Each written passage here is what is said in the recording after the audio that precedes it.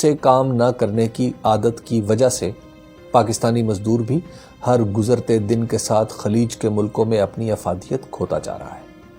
ہمارے معاشرے میں کام نہ کر کے یا بہت کم کام کر کے زیادہ پیسہ کمانے کی اس روش نے صورتحال اتنی خراب کر دی ہے کہ چینی سرمایہ کار جو یہاں کارخانہ لگانا چاہتے ہیں پاکستانی مزدوروں کی پیداواری صلاحیت کو ناقابل قبول سمجھتے ہیں۔ یہ حالت صرف مزدوروں کی ہوتی تو بات بھی تھی، معاملہ اس حد تک خراب ہو چکا ہے کہ جن چند منصوبوں پر پاکستانی انجینئرز کو بھی لگایا گیا وہ بھی اپنا کام پورا نہ کر سکے اور انہیں چین سے تربیت دلانا پڑی۔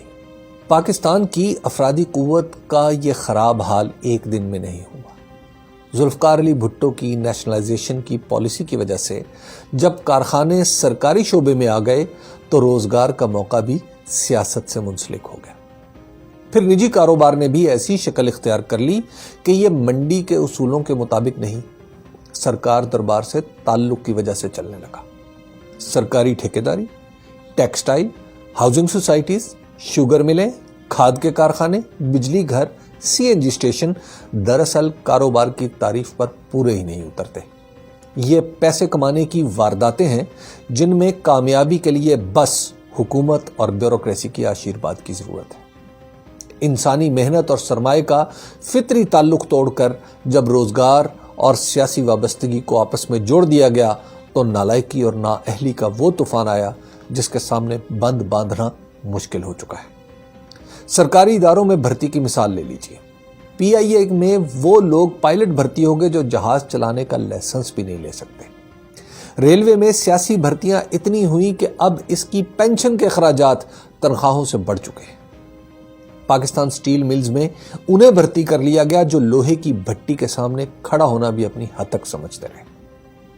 1990 کی دہائی میں بے نظیر بھٹو اور نواز شریف نے مقابلے میں اپنے اپنے کارکن سندھ اور پنجاب کے محکموں میں بھرتی کیے جو آج اعلیٰ عہدوں پر پہنچ کر پورے ملکی نظام کو تباہ کیے دے رہے ہیں۔ سندھ میں چونکہ نوکری اور تبادلہ کاروبار کی شکل اختیار کر چکے ہیں اس لیے وہاں کشمور سے کراچی تک سبھی کچھ برباد ہوتا جا رہا ہے۔ جس معاشرے میں روزگار، تعلیم یا ہنر پر منحصر ہونے کی بجائے کسی بڑے کی نظر کرم کا محتاج ہو جائے وہاں یہی سب کچھ ہوتا ہے جو ہو رہا ہے۔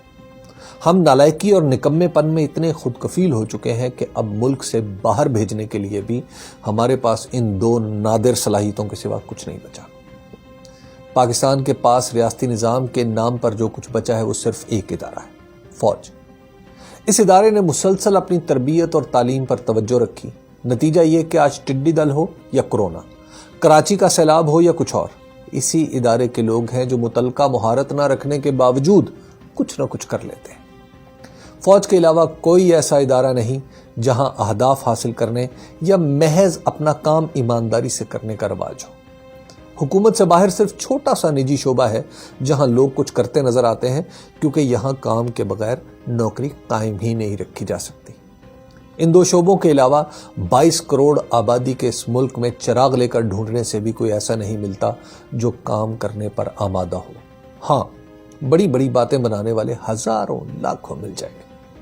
دنیا کی تاریخ گواہ ہے کہ ملک کی ترقی عام آدمی کے ہاتھ میں ہے۔ یہی وجہ ہے کہ ترقی یافتہ ملکوں میں حکومتیں نوجوانوں کو ان کے من پسند پیشوں میں رہنمائی اور تربیت کے لیے بہت کچھ کرتی نظر آتی ہیں۔ سرکاری کاغذوں کے مطابق پاکستان میں بھی نوجوانوں کی تربیت کے لیے بہت کچھ ہو رہا ہے۔ مصیبت یہ ہے کہ اتنا اہم کام بھی وہی لوگ کر رہے ہیں جن کے فہم و فراست پر کوئی بھروسہ نہیں۔